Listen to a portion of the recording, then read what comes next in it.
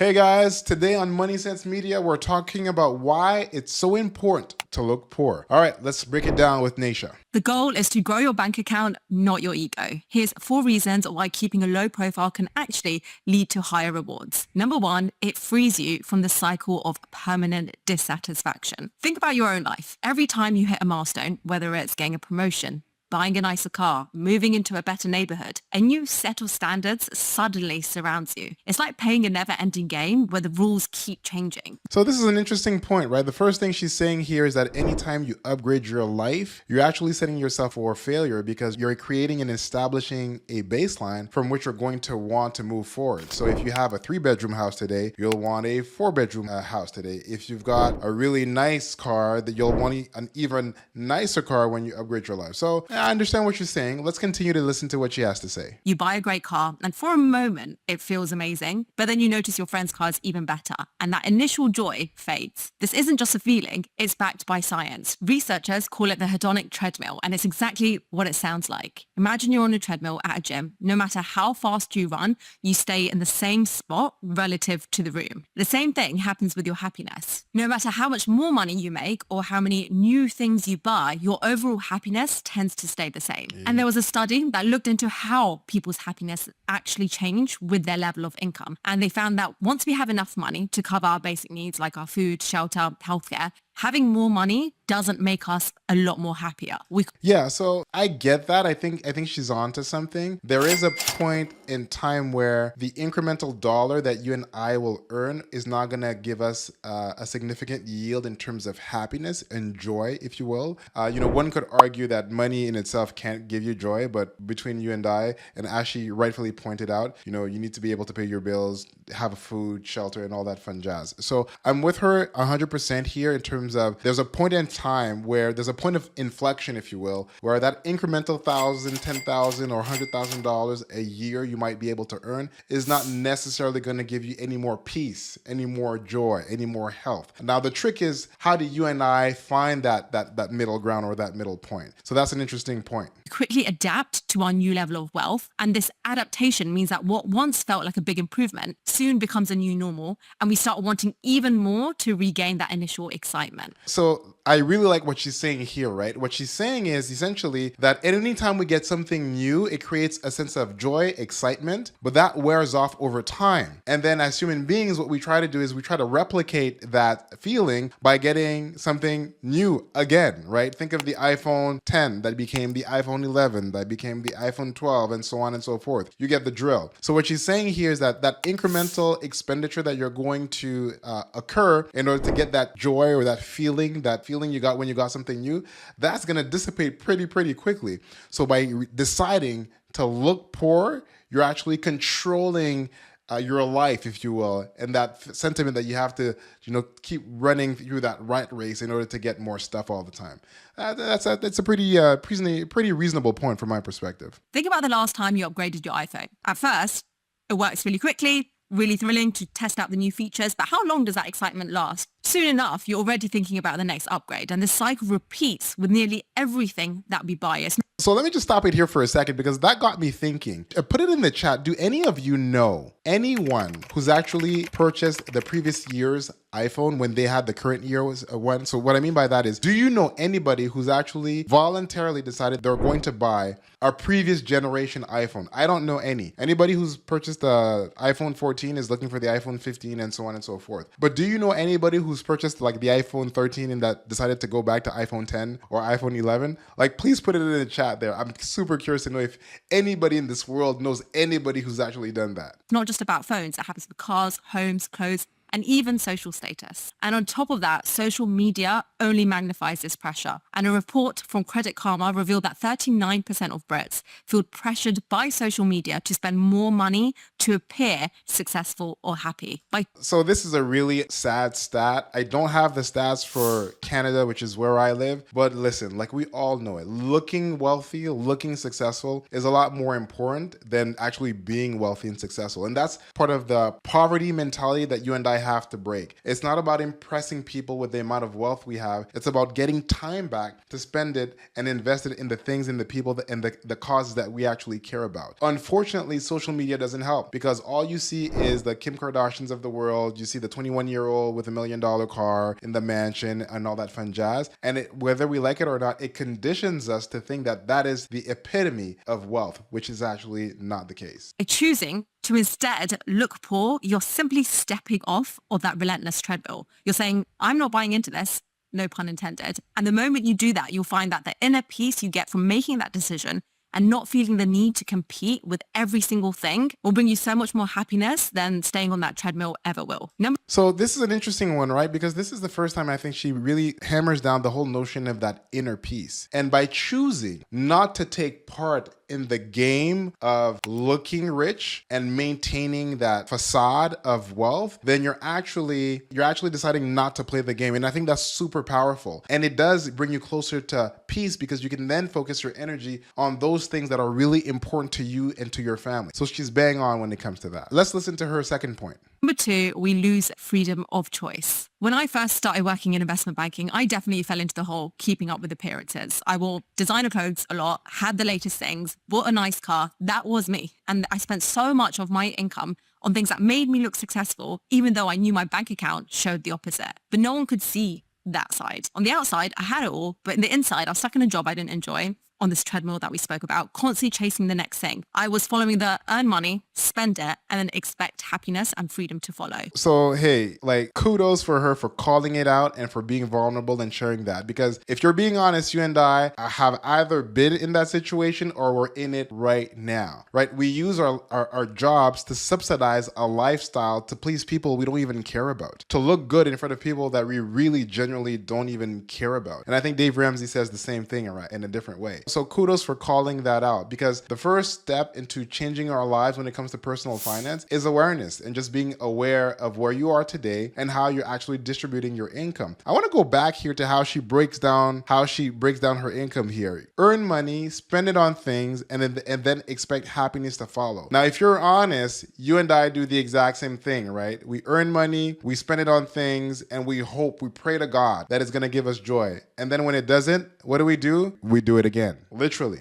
We spend it on different types of things thinking it's going to give us happiness, and it just never does. Earn money, spend it, and then expect happiness and freedom to follow. Fast forward to 2 years ago, my spending on luxuries and wants went down to pretty much zero for 6 to 9 months. I was spending all of my money on education, skills, learning, putting it back into the business, and I made a huge shift in my lifestyle for about 2 years, which led me to change my style of life forever. I focused on building a financial security that let me walk away from a 6-figure bonus and leave a high-paying job because it didn't satisfy me. I decided to focus on something I love and genuinely have a passion for, and it gave me the freedom to travel whenever I wanted. I can genuinely tell you, having seen both sides, that feeling of freedom, sense of empowerment, liberation, and being able to walk away from something that no longer serves you completely beats the fulfillment that you get from a new item. Okay, so let me stop it right here. She said something super powerful, guys. She said, walking away from something that no longer serves me. And I want you to think about that for a second, because when you're doing your 9 to 5 or you're doing that job or whatever it is that you're doing, is it serving you or are you serving it, right? Now, you might say, well, wait a second, Miles, I need this job because I need to pay my bills. Okay, that's fantastic. I get that. Is it serving you or are you serving it? Because when we're talking about serving here, we're not talking about the exchange of you doing labor for money. We're talking about this thing that you're doing, giving you joy, giving you happiness, giving you contentment, giving you value, giving you relationships, giving you a sentiment that you're part of this world and that you're contributing in a meaningful way. This is what following your passion is all about. And if we're honest here, most of us are working 9 to 5s and doing jobs that we're not passionate about. We're just not. We're doing it to pay the bills. So the question then becomes, what are you passionate about? And how can you do it so that it serves others and serves you at the same time? Now, we're not going to solve for that today, unfortunately, but she is hitting on the marker here about how important it is for you to be served by what you're doing and not only be doing something for your employer, because all you get from it is a paycheck, and they get a lot more from you than just labor. They get your time, they get your energy, and they get your potential. That's why you always lose if you're stuck in a job that you're not fully fulfilled with. For those couple of years, I followed the earn money, invest it towards freedom, and then spend it on other things if I had any money left over. So again, I want us to stop on the formula, right? Great formula. Earn money, invest it. Number 2, invest it in yourself, in your education, in your knowledge, in your passion. Experiment on things. Maybe you love cooking, and then you try cooking and you realize you love it, but it doesn't like you, right? Or something like that. But there's so much value in you taking the time to look and invest in yourself in order to understand who you are as an individual. When you work a 9 to 5, they typically give you a professional development budget, maybe $1,000, maybe $5,000 a year if you're lucky. When you're following this formula, you can actually invest in yourself for as much as you can. Spend $20,000 on a good course. Spend $30,000 and go to Europe for a year, for 6 months, for a month, for 2 weeks, in order to explore this thing that you're really passionate about and see if you can actually grow it. There's so much value in earning income, investing in yourself first, and then spending it on other things. The third reason why looking poor is important is because it takes you out of survival mode. Einstein famously wrote, "A calm and modest life brings more happiness than the pursuit of success, combined with constant restlessness." A study by the American Psychological Association revealed that 72% of Americans feel stressed about their money. And a report by the Money and Pension Service in the UK found that 62% of adults feel anxious about their finances, with 48% worrying about money at least once a week. Now, interestingly enough, that stat is actually not as bad in Canada, though I suspect this is going to change. According to a recent study, about 40% of Canadians are stressed out about money, but this is data that's dated from 2020. What's interesting is that in 2024, we've got $186 billion of mortgages that are coming up to renew, and so that's going to increase financial pressures significantly for all Canadian households, and that figure of mortgage being renewed is jumping to $315 billion worth of mortgages that are coming to renew in 2025. So the key denominator here is that all of these mortgages are going to renew at significantly higher rates than they were when they were first gotten in 2020 and 2021. And the amount of financial stress that some households are going to experiment is going to be through the roof. So that 40% of Canadians feeling anxious is going to skyrocket to 50 or 60%, in my humble opinion, within the next 24 months.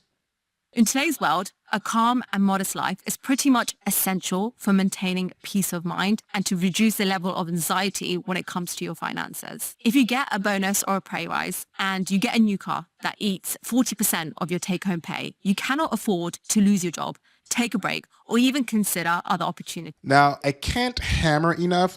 Again, she's on the money, and I'm going to link to her channel and to this video. Great job, Nischa, on really deep diving on why it's so important to look poor. When you're living a lifestyle that is subsidized by your job, if you lose your job, you're cooked. If you want to take a break, you can't, and it's very difficult for you to actually explore other opportunities. Now, one of the things she does not say and does not talk about, which I think is really important, is you must have an emergency fund. If you have an emergency fund, you can afford to lose your job, you can afford to experiment, you can afford to take a break because you've got at least 6 months of your household income or your household expenses saved up in an account that is extremely liquid. And so that is something that you absolutely can use and leverage in order to give you some options. But unfortunately, most of us don't. Over 50% of Canadians are living paycheck to paycheck, which essentially means they need to receive their next paycheck in order to actually spend money. That's horrible. You're stuck in survival mode. Upgrading one thing often tends to lead to a domino effect of additional expenses as well. And Yahoo Finance listed car brands by their maintenance costs over the first 75,000 miles. And they found that entry-level brands like Hyundai, Toyota, Honda are almost 3 times cheaper to maintain than luxury brands like BMW and Mercedes-Benz. When you upgrade, there is a domino effect on all the costs that you have to incur to maintain that item. So I'm going to make a bit of a, plug here. She's right. I bought a GLS 63 used, paid it cash, and my kids love it. They love it for a number of reasons. I love it for a number of reasons. Now, the truth of the matter is these cars are extremely expensive to maintain, and you need to have a certain amount of income in order to maintain them. And so if your job is subsidizing that lifestyle, well, guess what? Number one, you're a slave to your employer. And number two, you actually don't have any options. You have to stay with the job that you have right now. And that really sucks. So instead, the greater you can get the gap between your income and expenses, the more peace of mind claimed you'll have. The bigger that gap, the more freedom you have. It gives you flexibility to take risks, try new things, or simply just take time off if you wanted to. So the gap that she's talking about is crazy, because I was having a conversation with a buddy of mine and we're talking about how important it is to pay off your mortgage as quickly as possible. In order to do that, in order to have that huge gap between your income and your expenses, so that you can take a year off, so that you can take some time to travel with the family, to take care of a loved one. So she is bang on with regards to how important it is to uncouple your expenses and your income and create a huge gap, as much buffer as possible. This is where your lifestyle comes into effect, and looking poor will help. There is something called the Conqueree method, popularized by Marie Kondo, and it's all about only keeping the things that spark joy. By doing this, you're not only clearing out your physical clutter, but also creates space for greater mental clarity and emotional well-being. You can apply this same philosophy to your finances. It's not just about saving money, but also about reducing the stress of maintaining this high status lifestyle that puts you in survival mode. The thrill of a new purchase often fades, leaving behind the anxiety of keeping up. The more things you have, the more you're in a cycle of living in survival mode. Number 4, the power of authentic living. A really interesting study found that 25% of Americans admit that they have pursued a romantic relationship purely for the money. Purely for money. So if 25% of Americans actually confess to it, chances are that percentage is significantly higher. And in all honesty, like, the Americans are our cousins in Canada, so I wouldn't be surprised that that percentage is the exact same or even higher in Canada. And over half of those people have misrepresented their financial situation to attract a partner. If you base your self-worth on external validations or material things or the amount of money you have, you risk attracting people who only value you for superficial traits. Authenticity is the cornerstone of lasting relationships, and this idea extends beyond just romantic relationships. It applies to how we present ourselves in almost all aspects of our life. Ooh, she's preaching today.